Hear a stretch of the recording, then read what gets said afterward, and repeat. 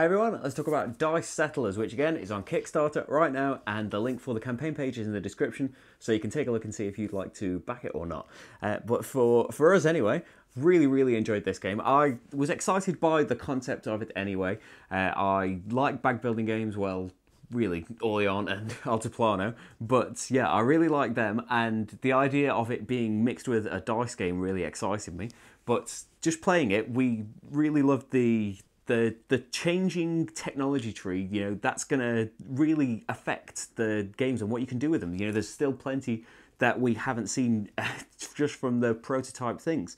You know, whether it's just being able to use tokens as certain symbols that you're hoping to roll. You know, once you get those resources, then they're in the bank and you can kind of guarantee that you'll get to do certain things that you want to in the future. Or whether it's just getting more dice out. You know, in our very first game, hardly any abilities came out whatsoever. I think there was one tile on the board that gave us an extra dice pool, and that was it. So the most anybody drew in a round was 4, unless we were paying resources to get more dice out. But yeah, the dynamic of the game can really be shifted by these technology cards. The different powers and different points on the tiles can affect, you know, how much you really want to go for a tile as well. You know, the factories are a nice touch because it's, you know, it's area control and you are trying to get the majority in all of these things and hopefully try and get a house, because once you've got a house, it doesn't matter if somebody puts more tents out, you've secured that tile.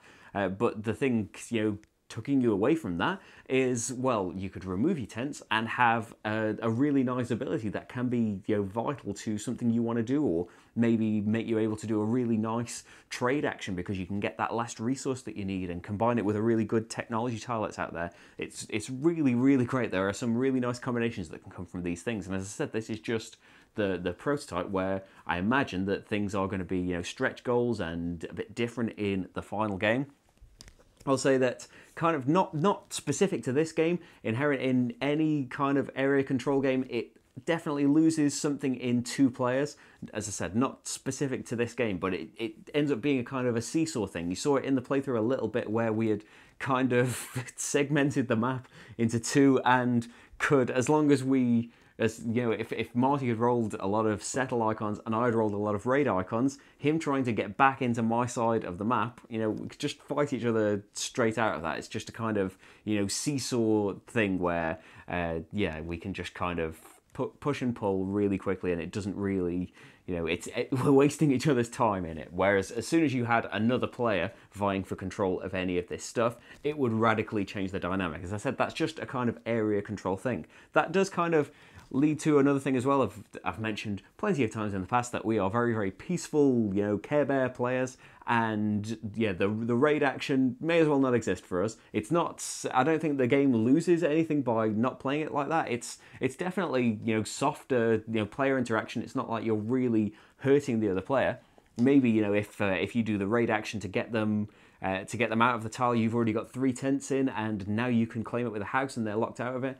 It's still not that much, you know, they get the cube back in their personal supply. It's not a huge loss to them. I can certainly see that, but still it's something that we don't do and we played without. I put it in the playthrough to show it off more than anything. But yeah, that's something to be aware of. But as I said, I don't think it's a huge issue. Now, some of the technology cards as well, not very harsh at all, but can, you know, you explore but other people can't join you, and just little things like that. Some of them can have that, but again, you know, when they came up in our games, we just substituted them for another one, and it wasn't an issue for us at all. But it's something little to be aware of. But yeah, as it stands, I've really enjoyed this. I'm really looking forward to, you know, the final thing with hopefully even more stuff in it. But yeah, as it's just been with a limited few plays, it's been very different every time. You know, just the ways that the technology cards come out and the powers in the certain map tiles, because unless you did a game where you managed to get through the entire stack to trigger the end of the game, there's still, you know, more that we haven't seen that will do different things. Your starting tiles will make quite a difference as well, because you can start with extra resources and dice, or in this one, you know, I started with a house out, so it kind of gives you more direction at the start of the game, even though I forgot to carry that out throughout the rest of the game. But yeah, as I can see for now, it's a really nice little, it's quick as well.